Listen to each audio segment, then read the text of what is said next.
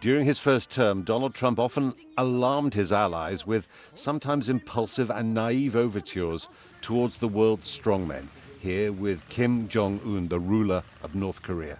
And then we fell in love, okay? No, really. He wrote me beautiful letters.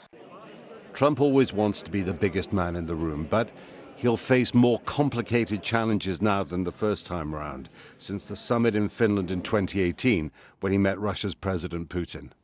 America's authoritarian rivals are now forming an axis. Putin couldn't fight the war in Ukraine without help from North Korea and China.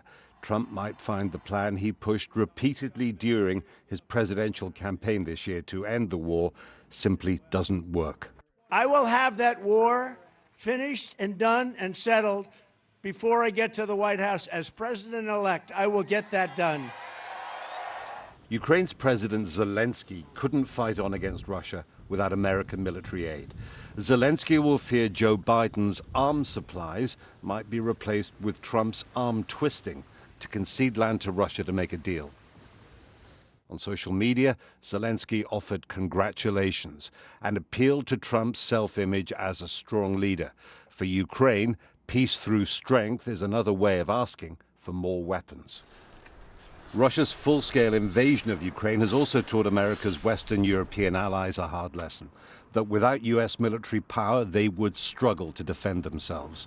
Trump will redouble the demands of his first term, that the Europeans need to spend more on defense. If not, he might threaten once again to take the U.S. out of NATO.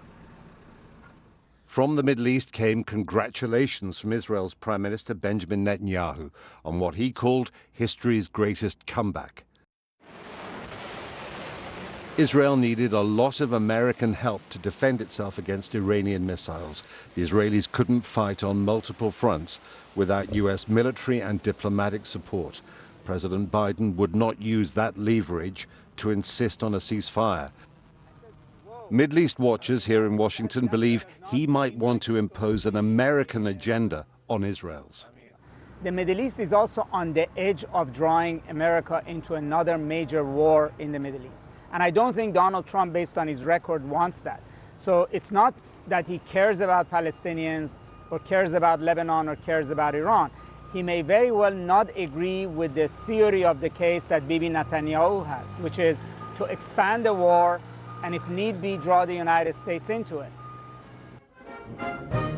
China will be a major challenge in the second Trump term. Since his state visit to President Xi Jinping in Beijing in 2017, China has made bigger strides towards rivaling America as the world's strongest power. On the eve of the election, Trump repeated his plan to put a big tax on imports from China and others, also known as a trade war. And I'm doing the same thing with China. We're going to tariff the hell out of them. Longer term, a real war is another risk, with growing military tension between China and Taiwan. Before he leaves office, Donald Trump might have to decide whether America will fight to defend an island 7,000 miles away across the Pacific.